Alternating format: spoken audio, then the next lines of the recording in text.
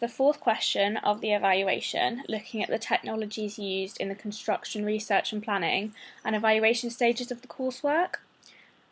With research and planning, one of the main things we used was the internet. When looking into similar films in the genre, we found that IMDb, the Internet Movie Database, was the most helpful, as all the characters, key information and the plots were all in one place.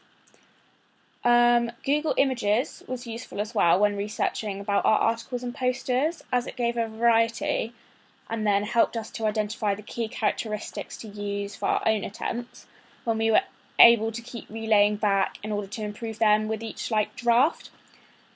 This also links to the use of YouTube.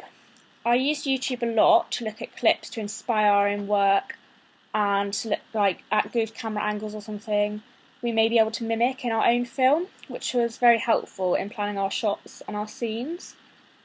We also used SurveyMonkey when we were planning, and this gave us a chance to look at market research and get audience feedback of what they thought they wanted to see in a film, and then we could use this from our target audience to plan what we wanted to do.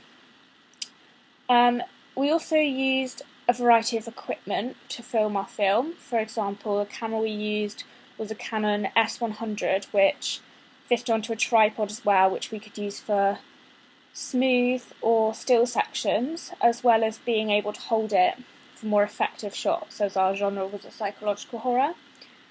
By using the camera, the quality was good and it made filming a little bit easier, especially on parts like when we have extreme close-ups in our film, like we have a bit where we zoom in on Leah's eyes and it's really in focus, so it was easy to do.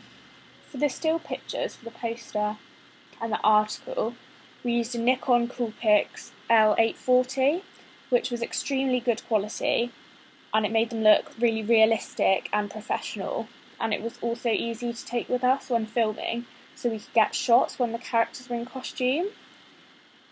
In reference to construction, we used Premiere Pro to edit all of our footage, and having learnt the basics with practicing for our practice shots before filming, this was not that difficult. And then Sophie, who did most of the good editing, she said she didn't have many issues, and I also used Photoshop for my article and poster, and I use Photoshop on a regular basis, so it was quick and easy to do, making the pieces look good. And the only thing I did struggle with was the actual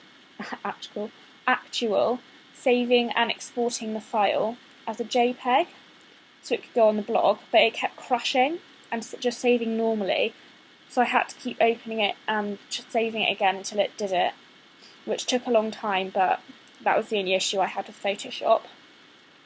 We also uploaded the film to YouTube, as it's an easy platform to share and get feedback from.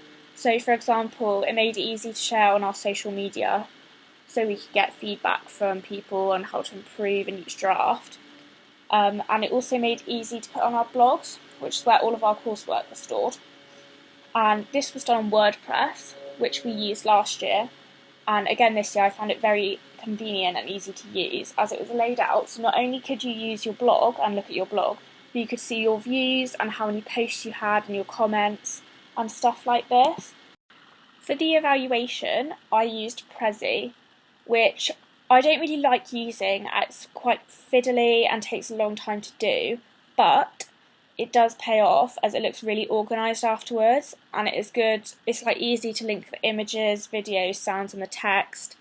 And I like how it embeds the videos, the YouTube videos that you link, into the presentation, so you don't have to keep going off and come back on to show your videos and stuff. So it's quite easy to link everything together, which I liked.